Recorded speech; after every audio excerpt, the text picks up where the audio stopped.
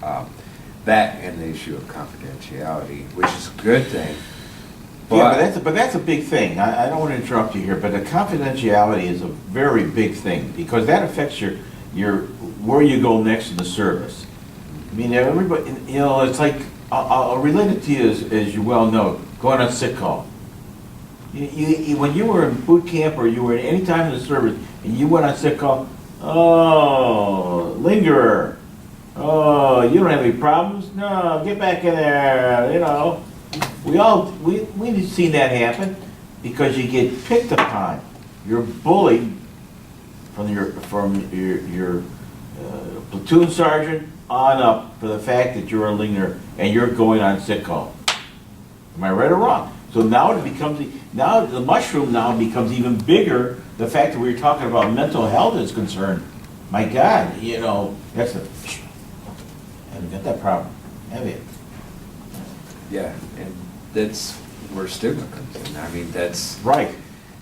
something we're attempting to destigmatize the military, but Wow. I think it's something more of a process that we need to have the right department take care of those issues. Right. And I think they're moving that way with this, we call it a CISM database system. I love these initials, Mr. Yeah. But it's one of those things, one, we need the data. Two, it has to be confidential enough where we get the demographics without really reporting to the wrong people. And three, people have to trust in the system. And so I mean, you're talking to change the way people think can take generations sometimes. It's not gonna happen overnight. Yeah. But at least you guys are trying to corral all this together as far as that is concerned. Yeah. I commend you for that under the circumstances, because we're bringing back, what, 130, 140,000 individuals when the military forces are concerned, and we're cutting back in Germany our forces, it looks like, redeploying our forces. A lot of people have been out of the military, unfortunately, because of what the new army is going to be looking like. Correct me if I'm wrong. The service is going to look different. Yeah, they are. There's, in Michigan also, we were deploying a pretty large amount this year. They numbered it over 3,400. But although at one time, like now, it's right around in between 1,000 and 2,000. And we have people coming back and people going. Issue now, a lot is the units aren't going. We have what we call augmentees going, and according to our profession, or volunteers, according to MOS. Yeah. And so when they come home, their families may be 100 miles away from the Army, maybe 200. And so that same peer support isn't there like you would find on the full-time installation. And and what we forget is the families also go through that stress period, and they change. So as the service member comes home, they expect everything to be the same. I know I did. And everything was different. The kids grow up, and daughters grow up. They no longer have the same type of respect or just recognition of somebody that was gone for a whole year. Because mom or dad is, whoever's not there, as far as being in the military is concerned, that the children most likely, respect the individual that has been there for all those years. Unfortunately, being the parent situation as far as that is concerned. Who's this interloper coming in and trying to run my life? Yeah. Yeah. Yeah. Yes, exactly. And with a service member, a lot of times they feel like they're coming off mission. Now they're feel like they're not needed anymore. And Self-esteem. yeah.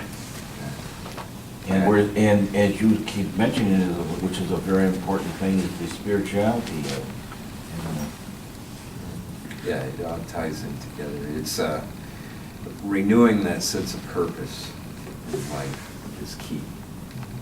And if they can get that, and if they can have that sense of purpose and know where they're weak, then I think that's half the battle on that. And I think a lot of it's not just getting that care, getting that medical support, taking medication and to try to stabilize yourself, but okay, now you have to regroup, get that sense of purpose, and restructure different aspects. Okay, you go to a counselor, psychologist, you take care of those psychological issues and get help with them, but that doesn't really fulfill maybe emotional, but what about social, family,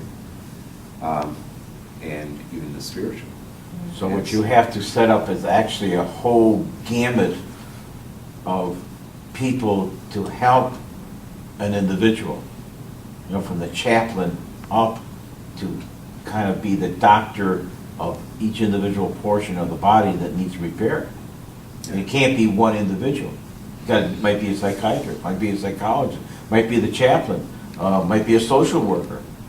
You know, you have to, you need that But if I understand what you're saying. support. But what Gabe is saying, at this moment, they can't get the coordination between these various entities Yeah, because we're not there yet. no, we got a ways to go. But as you say, but, you know, we kind of remember where we started from. Yeah, we're further than what we started. I mean, like I said, that they first called it kind of like soldier's heart. Right. Then they went to shell shock. Right. Battle fatigue. Battle fatigue. Right? And so. What was the first one? Shell shock. No, before that. Soldiers. Soldier's heart. Soldier's heart? The Civil War. Huh? Civil War. I don't think I ever heard that phrase. Yeah. Never heard that before. So but it's. Was that the Civil War? Mhm. Yeah. Did they have one for the Revolutionary War? That I don't know. I don't know if it did, Well, but ask they Larry, probably he was did. there. But I wasn't Yeah. there. Historic. That's George Washington here. Ask Larry, he was there, They George. would've had Valley Forge or Yeah, something. he was in the Yeah. There boat. probably was, but Yeah.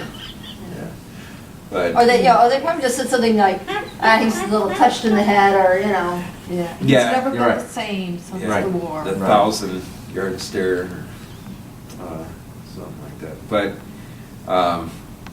yeah, they didn't quite get it till like after this Vietnam War that they started understanding a little bit more about PTSD. And now it's just a matter of, okay, how do we treat this? How do we get people back to 100%? And I would challenge you that you're not going to do it without those 6 tenets. Cooperation. Yeah. Yeah. But taking it, yeah. What were the 6 again, Gabe? That's physical, emotional, psychological, psychological. emotional, and social, family, and the last one is spirituality. Okay, I missed one. Physical, psychological, emotional, family, spirituality. Emotional. Emotional. No, I got that. Physical. Say which ones you've got again. Physical, psychological, emotional, social. Oh, social, that was what it was.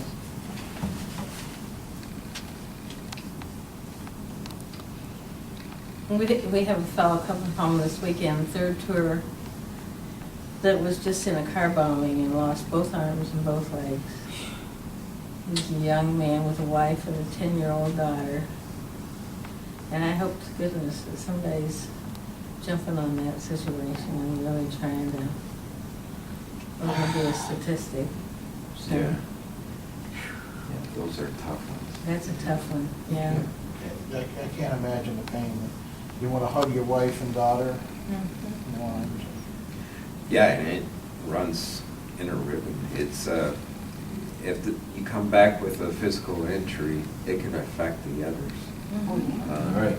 And if a lot of those traits aren't above average, then if you're below that median, it's very hard to.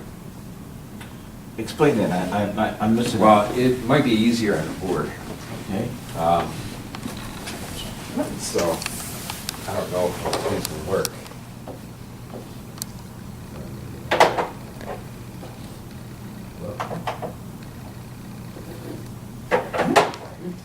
Good idea. That's wonderful technology here.